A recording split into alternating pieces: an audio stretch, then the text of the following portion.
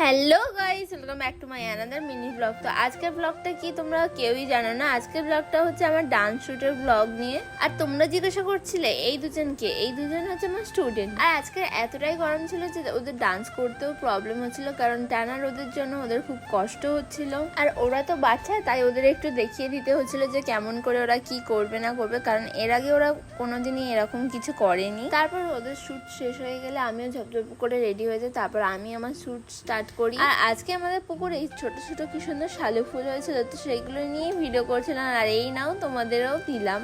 তারপর আমার ডান্সের ভিডিও হয়ে গেলে আমি শুট করে নিই কটা শর্টস।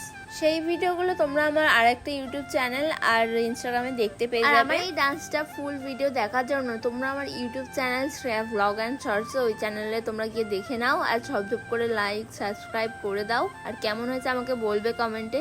তো আজকের ভিডিও এই পর্যন্ত ছিল, তো বাই।